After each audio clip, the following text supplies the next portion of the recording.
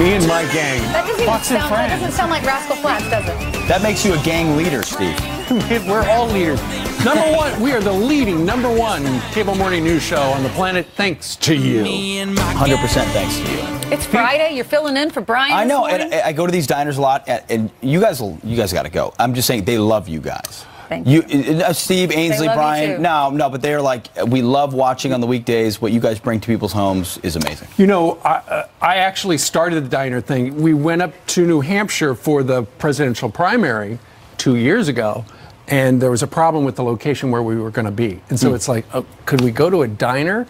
And then we met, what was her name? Sue, up at the airport diner. That's how it all started? That's how it all started. And the guests were amazing. We had Chris Christie, we had Jeb Bush, we had Donald Trump come through the kitchen, all on that big show. And that's how it started 2 years ago. Wow. There you have it. All right, if you're just waking up, it's 7:02, or if you're in the bathroom putting on your makeup and you don't have a clock in front of you, 7:02. So get ready for work. Brian would say get dressed. Let's tell you about this. We're going to get straight to a Fox News alert. We have a live look at what's left of the campus bridge that collapsed down in Miami. 6 people were left dead. Wow. The 950-ton walkway crashing down onto 8 lanes of traffic days after it was installed. 10 people at least are hurt. Terrible story. Laura Ingle is actually live down near the bridge in Miami with the latest. Laura? Good morning. And as you mentioned, that death toll has now gone from what we heard last night was 4 to confirmed 6 this morning. And we also learned that some of the victims are still underneath the rubble. Others have been removed. I'm going to have our cameraman, Ben West, push in to show you exactly what these guys are working with. The engineers and investigators are trying to get through all of that to carefully remove the mounds of concrete and metal. They've had to be carefully moving the parts and pieces of the collapsed pedestrian bridge as they first work to find any survivors. Search and rescue teams were working overnight using listening devices and dogs, hoping to find any signs of life. Now homicide detectives are helping to preserve evidence of how and where these 6 people died, which is pretty much a routine practice when working with an industrial accident like this one, according to police. Now, this pedestrian walkway, which was constructed to the side of the road, then swung over by a crane in one big piece just this last Saturday, is known as an instant bridge or accelerated bridge construction. And it had been a pretty celebrated feat by the construction company and engineers who designed it up until yesterday. Florida Senator Marco Rubio tweeted last night that the cables that suspended the bridge had loosened and engineers had asked for them to be tightened. And he says that's when the bridge came down. Police here could not confirm that with us this morning, but we are expecting more information to come in a briefing at 9 a.m. They say right now their focus is getting the concrete up and out as safely as possible. There's a lot of equipment that's over there that I've never seen before because it's for heavy machinery, it's for heavy loads, and they've been working all night, working at it slowly. Again, it's going to be a slow process because of the fact that the unstableness of the structure, the safety of the personnel that are there, keep the integrity of that scene, be able to preserve any evidence. Meanwhile, many questions surround the firms who built this bridge, some of which we've looked into have had violations, and there's even been a lawsuit against the construction company for negligence filed just this month on another construction progress. Meanwhile, the stories of heroism are also emerging as those who witnessed the collapse share what happened. I was in disbelief of what I actually was just witnessing, and my instincts kicked in that I needed to get to work. So I jumped out of my vehicle and I ran and actually jumped on top of the bridge where we had 4 workers very severely injured. We had one not breathing. We started CPR on him. We had another one who has a major laceration to his head, who was completely unconscious. Just a heartbreaking scene overnight, and we are expected once again to get a briefing from the NTSB, FBI, and OSHA's here as well at 9 a.m. local time with more information about how this day is going to go and where the investigation is at this point. Back to you. All right, Laura, thank you very much. You will see that briefing live right here on the Fox News channel. Shortly after it happened and first responders were on the scene, there were so many police and law enforcement and news helicopters above the scene, they couldn't hear whether or not anybody was calling out for help. Wow. Wow, and so really? So they ordered all of the choppers out of the area, and they could hear voices. And then they went after him. Wow. No kidding. As that police officer said, you almost don't believe it before your eyes, and then you have to snap in and realize. We hear the president talk about infrastructure all the time, and like you said earlier, you said sometimes they go, or most of the time, they go with the lowest bidder, and sometimes that's the person that, and I don't know what happened. We don't know in this case at all. But if you go with the lowest bidder, you might not get as good quality or workers that know what they're doing. I mean, we don't know what happened here. They're going to investigate. God bless them. All right. Yeah. Meanwhile, will Andrew McCabe, the former FBI deputy director, a man of great integrity, we have heard many times. We've been told, yes. Will he be fired by 5 o'clock today because the FBI Office of Professional Responsibility has recommended firing him because, as the Inspector General apparently has uncovered, Mr. McCabe authorized a leak, I believe, to the Washington Post, and then when he was asked by the Inspector General, hey, tell us about that, well, apparently Mr. McCabe lied. How many times have we heard people during the Trump, collusion Russia thing that they lied to investigators and then they wound up being charged? They get indicted. Right, exactly. So he had to step down. He stepped down and he said, you know what? Can I still stay employed, please, through the end of March? Because then I can retire. Then I can get my pension. You, the taxpayer, can fund it. And he said, can I keep my job? They said, sure. Well, now there's talk that Jeff Sessions is trying to decide and has until the end of the day today to decide if he's going to fire him, because his pension would begin, or he's able to retire on Sunday, on the 18th. Correct. So Sarah Sanders, the press secretary, was asked about this and talked about the status of Andy McCabe yesterday. Listen. That's a determination that we would leave up to Attorney General Sessions, but we do think that it is well documented that he has had some very troubling behavior and by most accounts a bad actor and should have some cause for concern, but that would be a determination that DOJ would have to make. Me, this is about accountability. I don't know what's going to happen, but I know if I was in the military and I did 21 years and then I did something terrible at the end of my career, I'd get a dishonorable discharge and even not get my pension. It doesn't matter. So accountability actually matters, and I think there's a lot of people out there. This is not about twisting a knife. This is about making sure that if you get a pension, you've earned it because you've served honorably. And in this case, if that's not the case, then why does he get it? Jonathan Turley, the constitutional law attorney, he says the pension is the least of his worries.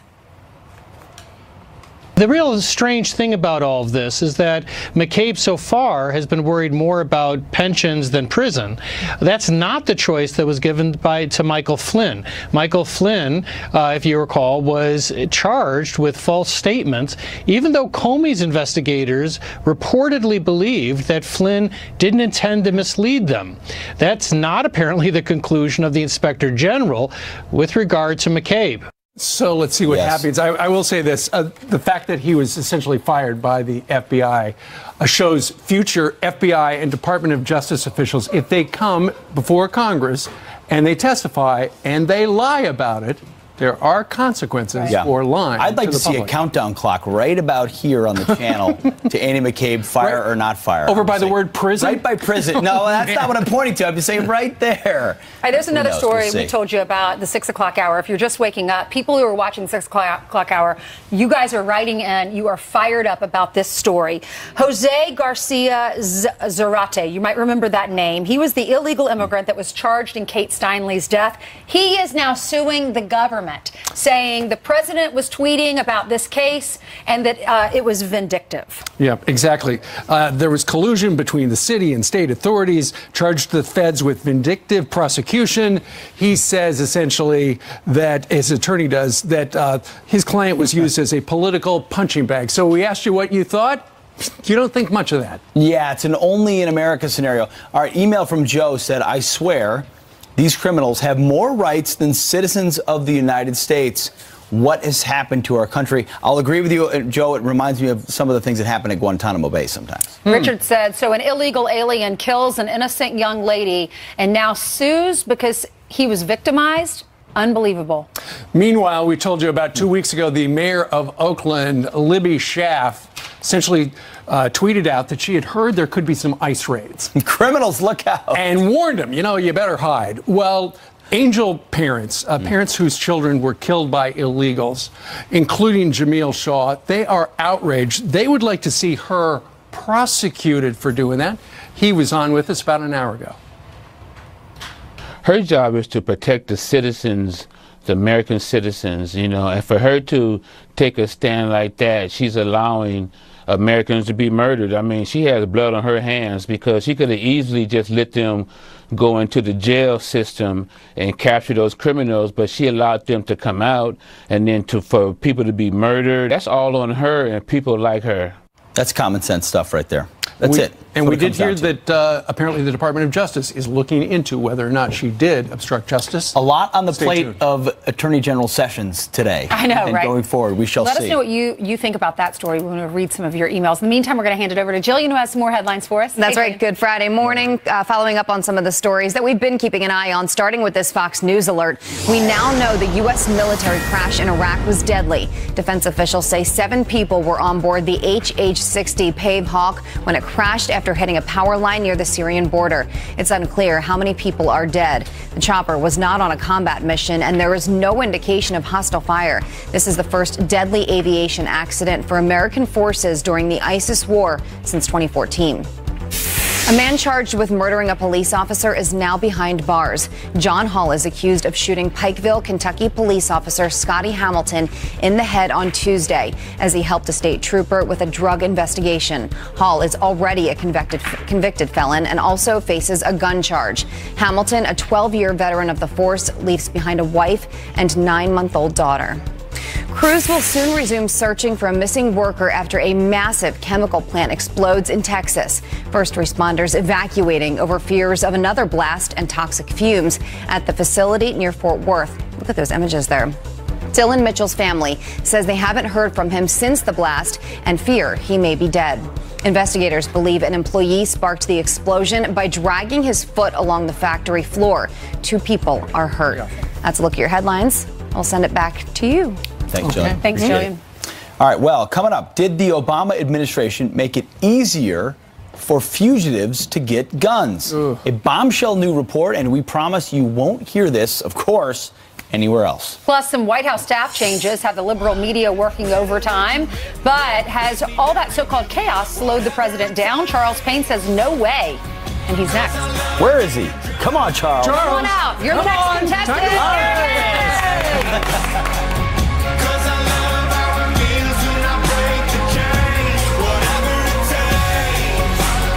Subheading on all news about the White House. Many White House officials describe themselves as on edge, in the dark over the threat of yet more firings. What does chaos mean in our foreign policy? It means many of our allies who I've worked for over the years, they don't know what to expect next from the United States.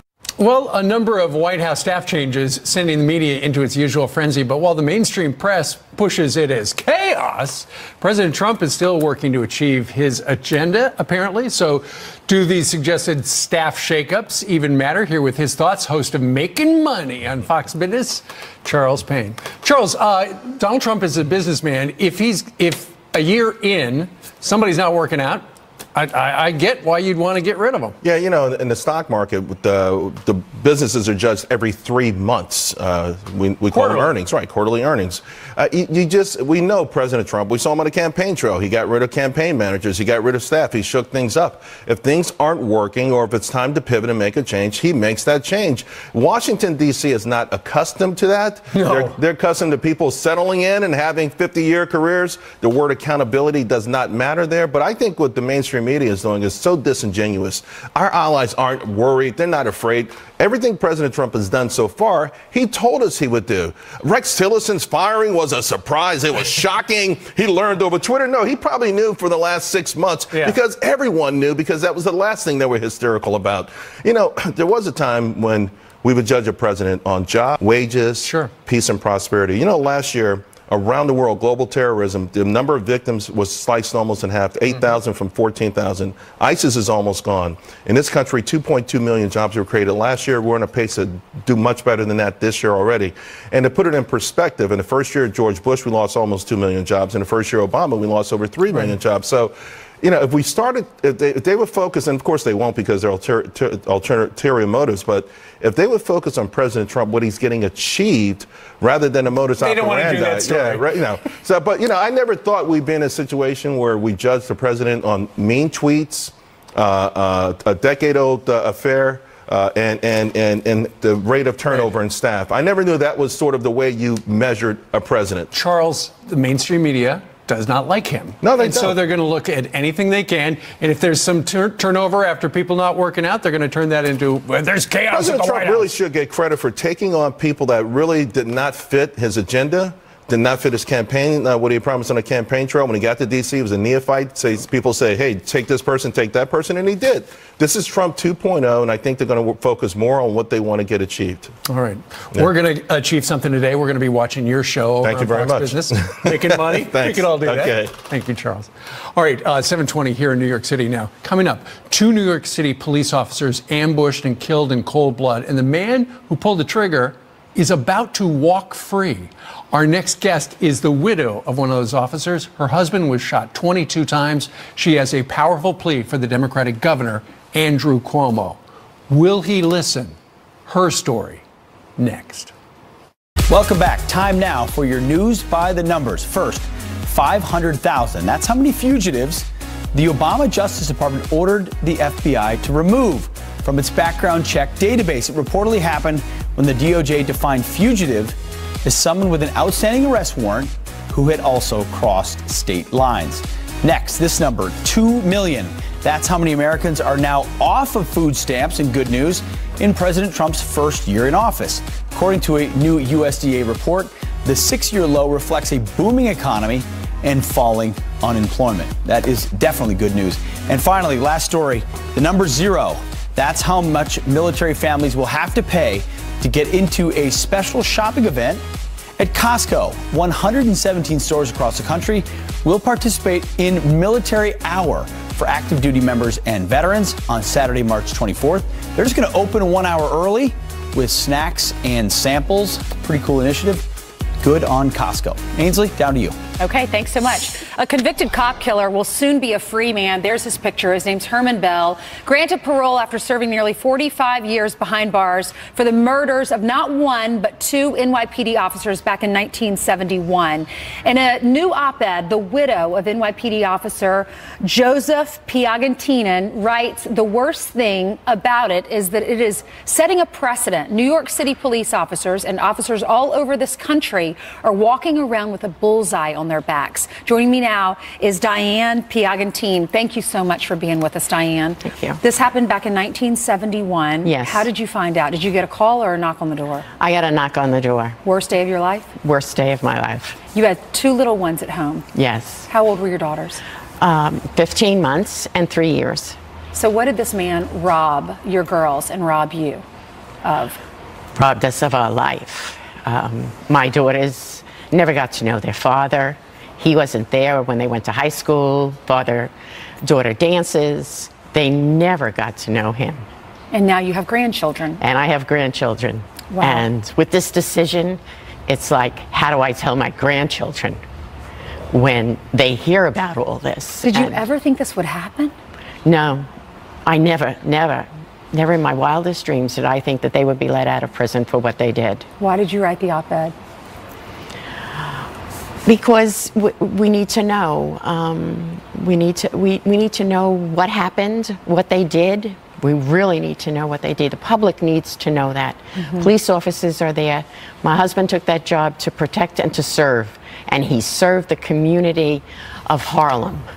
He was in the 3-2 precinct. You wrote in the op-ed, you said the man who killed your husband, he's getting out of jail. You write, what did Joe get? He's not here. My daughters grew up not knowing their father. They were 15 months and 3 years of age when their dad was killed. I have 2 grandchildren. What do I say to them about this? What do I tell them when they get older and they understand how the system let them down? It's not just our lives. They don't have a grandfather. The system let you down. This parole board appointed by the governor? Yes. What is the governor saying about this? Right now, we haven't had any contact with the governor, and we most likely will within the next few days or week. The PBA is trying everything with this decision to have it rescinded, and we'll see how it goes. What's happening with our country? It seems that criminals have more rights than innocent tax-paying citizens. And that's a true statement. That is a true statement, because when you look at this happened in '71. It was the first time in the history of the United States that a police officer were ever assassinated. Now you look at today, you look at Ramos and Lee. Look what happened to them. I know. And look what happened to Officer Familia. And look at what's happening throughout the country, Texas, where they now walk up to a police officer and they kill them. It's unbelievable. You wrote about that. You said they have targets on their backs now. Yes, they do. What do you say to the police officers that are watching, the men and women in blue, who risk their lives every day to stand up for individuals like this guy? Right. To continue doing their jobs, to continue protecting and serving, but be aware, be careful. If you're in a patrol car and you're sitting, on a street somewhere, make sure that you're aware that somebody can't come up behind you and shoot you. It's sad that you even have to give that advice today. You said one of the hardest things that you had to go through was telling your 3-year-old, Daddy is not coming home. I can't imagine what that day was like. What do you want to say to the families that are also in your same position, or that have their loved ones on the streets every day? Every time a police officer's family loses their husband and their father, it affects me. I know what they're going to go through. I know how they're going to feel when he's not coming home.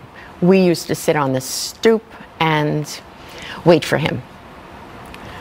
So, I know all about that. What's your message to the man who killed your husband? I really, at this point, don't have a message. I really don't. My message is this. I would like everybody that is outraged by what has happened to write letters to the governor, and to write letters to the 2 commissioners. Can this be reversed? We're working on it.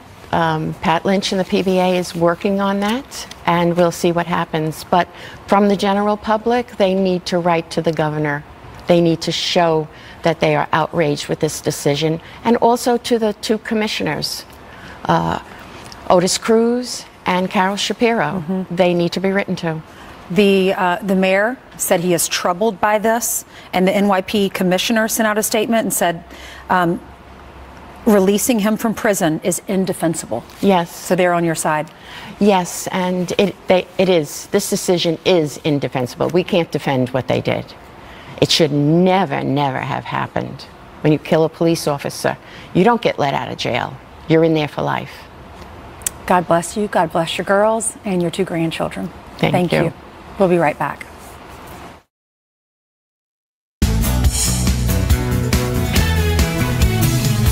You can go your own way. Your own way. You can call it All right, welcome back. We got 90 more minutes of Fox and Friends for this Friday. Yes, we do. Let's dial in our old buddy, Alan Dershowitz. You know him, Harvard Law professor emeritus, lifelong Democrat, and the author of the new book, The Case Against BDS. And we'll talk about that in a moment.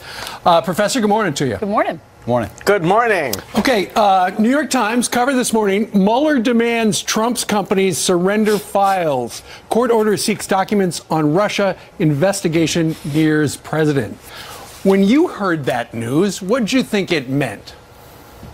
Well, first, I think it means that they're ratcheting up the pressure, because normally in a situation like that, you just ask the company lawyers for the documents and they turn them over. You don't generally need to subpoena them. The other thing it may be is sending a message to the company, don't you dare destroy any records, because now that there's a subpoena, destroying records becomes a crime. But clearly it's a sign that they're ratcheting up the pressure and they're moving beyond his presidency to look at matters that seem beyond the scope of what his original mandate was. That's what I was going to ask, Professor. So what does it tell you about what type of a case they're attempting to build? Well, they obviously have not been able to build a case based on the alleged obstruction of justice, because all the president did was engage in his constitutionally authorized acts under the Constitution. So they're trying to go beyond his presidency and go back to the time that he was a private citizen And the link they're trying to create is by mentioning the Russia connection, funding from foreign countries. They're trying to bring it within the parameters of the mandate that they were originally given. But it seems like a stretch to me. Professor, don't you think they were expecting this? They probably had the stuff all boxed up, ready to send it out anyway? I imagine so, but remember the president has said that there are red lines for him and that he will not cooperate if the investigation goes beyond Russia and goes into personal family finances. Remember, this is not a publicly held corporation, and you do have to have a basis for asking for private documents from a private company. So I don't know whether that red line has been reached, but if it is, we will see some litigation probably and some responses to these demands for documents. Okay. The next topic is close to your heart because of your new book, which we just mentioned, The Case Against BDS, Why Singling Out Israel for Boycott is Anti-Semitic and Anti-Peace. You know, we have been playing over the last couple of days these extraordinary things that Louis Farrakhan has said. We're going to go ahead and run that right now just to remind people of what he has said in the past. Here the Jews don't like Farrakhan, so they call me Hitler. Well, that's a good name. Hitler was a very great man. Your country has been taken from you by the synagogue of Satan, the satanic Jews. Because you see, white people deserve to die. White folks are going down. Professor, there were 8 Democrats in Congress that were linked to Farrakhan and seen in picture standing with him, taking meetings with him. So many Republicans and Democrats said you need to separate yourself from this guy. 3 of them did. 3 black members of Congress did. And now the Nation of Islam is calling them sellouts. Should more Democrats come out and say, you know, you need to stop, you need to all separate yourself from him? What's your response to this? Well, I think more than just separate themselves. I think Keith Ellison has to be fired immediately as deputy chairman of the DNC. Not only has he become close to Farrakhan, but he's lied to the American public about ending his relationship with Farrakhan. We know that he continued to meet with Farrakhan even after he said he no longer met with him. This is the leadership of the Democratic Party. Farrakhan is a bigot. He is far worse than David Duke. Why? Because Farrakhan has a large following. David Duke is a joke. He doesn't have a large following. He has no influence on university campuses. He has no influence with any major segment of the American public.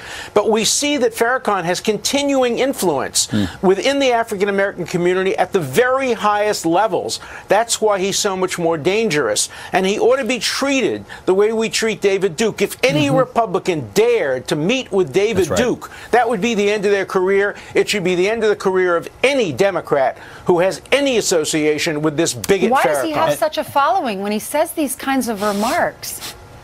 Because he also tries to help the black community. Look, Hitler helped the communities in Germany as well. He ended unemployment. He helped inflation. Stalin, the same thing. Every bigot can claim to do some good. Even David Duke has said that, look, he helps energize the American whites. That's all nonsense. When you're a bigot, you're a bigot. And when you're an anti-Semite, there can be zero tolerance for anti-Semitism. The Democrats have to do something about this. They cannot be associated with this bigot. And race is no excuse. We don't have affirmative action when it comes to bigotry. Whether you're black or white, you cannot be associated with a bigot like Farrakhan. I mean, Professor, you've been clear on this from the beginning. You said you'd leave the party, the Democrat, if Keith Ellison were to become the chair. He's the deputy chair. You remain critical. I think that's a very consistent position.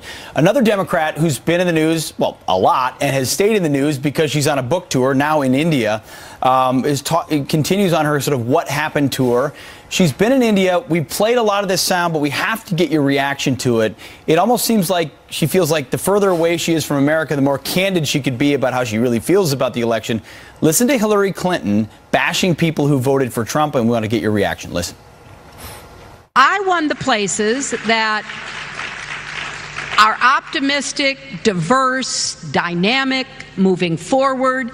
And his whole campaign, Make America Great Again, was looking backwards. You know, you didn't like black people getting rights. You don't like women, getting jobs. We do not do well with white men, and we don't do well with married white women.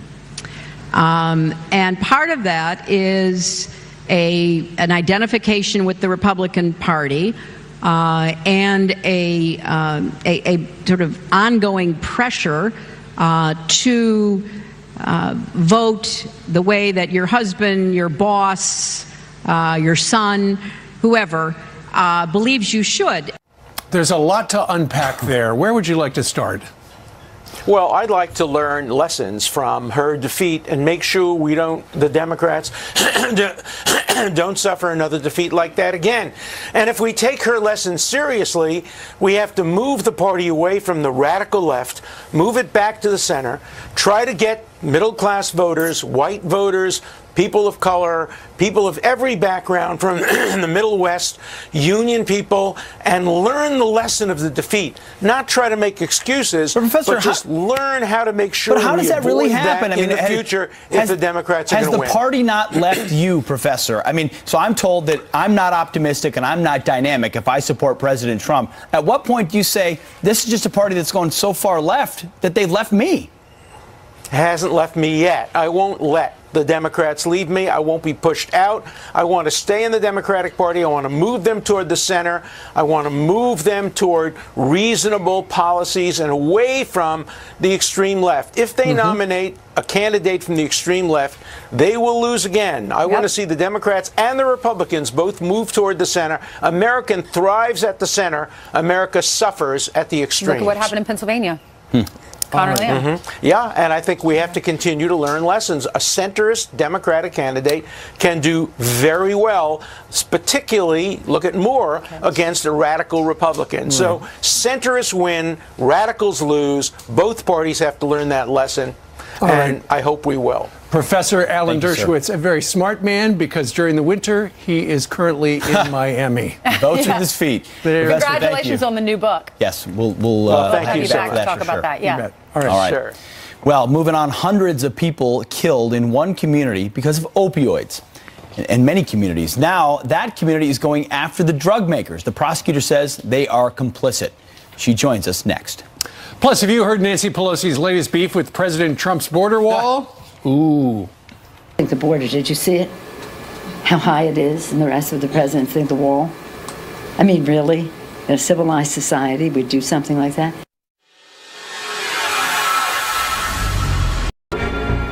Welcome back. Well, Milwaukee is taking on 13 drug companies in the opioid fight. The county's top attorneys suing them for the damages from the devastating toll opioids have had there. Prosecutors say 336 people died from opioids in Milwaukee County last year. That number doubled from 5 years ago. Joining us now is Milwaukee County Corporation Counsel Margaret Dawn. Margaret, thank you very much for being here. So first of all, tell us about the approach you're taking. This is not just about drug dealers on the street. You're going to the source. Tell us about it. Right. We think that, if you're a drug pusher on the street or a Fortune 50 company, if you're complicit in taking the lives of Milwaukee County residents and citizens, we're going to come after you.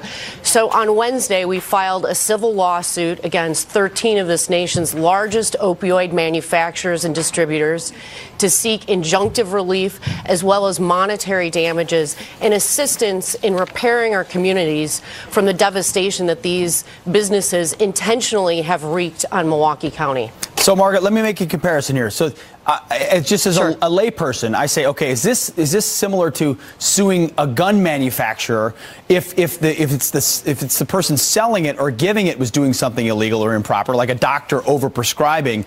Why is it the fault of the drug maker if it is used improperly? Because there are reasons why these drugs are out there for legitimate purposes. Well, let me start with the analogy to a gun manufacturer. If a gun manufacturer sold you a gun and told you, don't worry, it won't harm you, then you might have a claim. That's the actual analogy here. These manufacturers knew that they were making an inherently very addictive, very dangerous drug. And instead of being truthful about that, they intentionally lied. And they created shell industry groups and paid off physicians to tell other physicians that these drugs, even if used long term, did not pose a significant risk of addiction. And that was simply false. And that's truly the gravamen of our claims.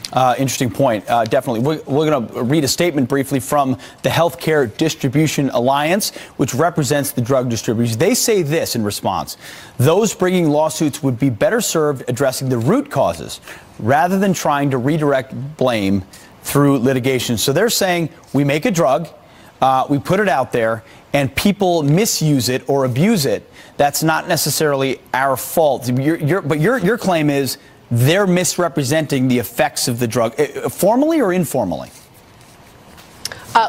Formally, they in industry statements, in their education for doctors and physicians, in studies that they published, they claimed that these drugs were simply not addictive. And as many of your viewers, I'm sure well know, that have family, friends, co-workers that are struggling with addictions with these medications, that was simply false. Let me further say, to the gentleman that provided the industry commentary, I find that surprising since his clients have already accepted blame for this epidemic. In fact, McKesson, the largest drug distributor in the United States, paid over $150 million in a settlement in 2017.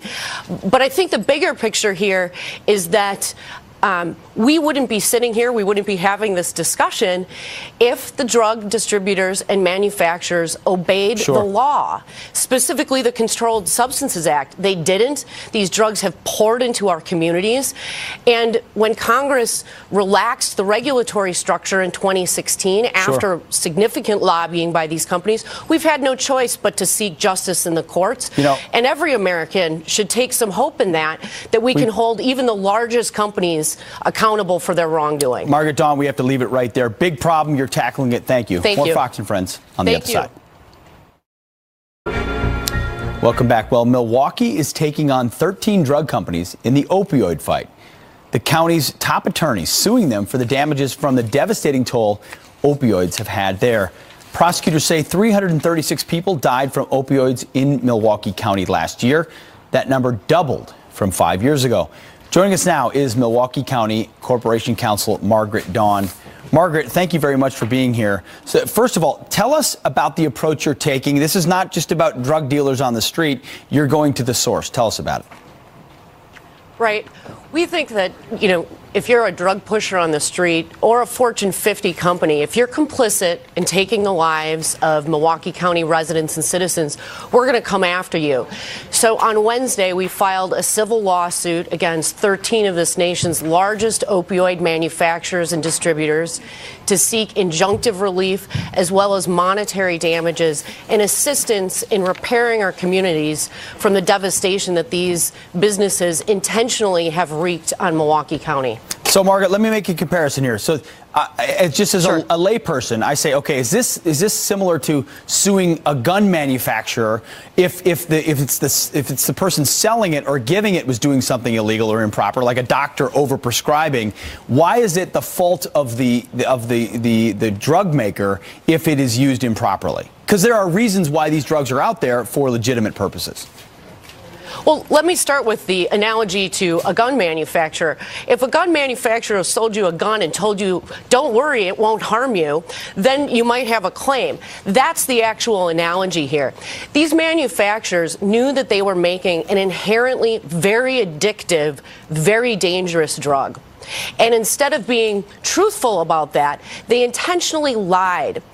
And they created shell industry groups and paid off physicians to tell other physicians that these drugs, even if used long term, did not pose a significant risk of addiction. And that was simply false. And that's truly the gravamen of our claims. Interesting point. Definitely. We're going to read a statement briefly from the Healthcare Distribution Alliance, which represents the drug distributors. They say this in response: those bringing lawsuits would be better served addressing the root causes rather than trying to redirect blame through litigation. So they're saying we make a drug, we put it out there, and people misuse it or abuse it. That's not necessarily our fault. But your claim is they're misrepresenting the effects of the drug, formally or informally?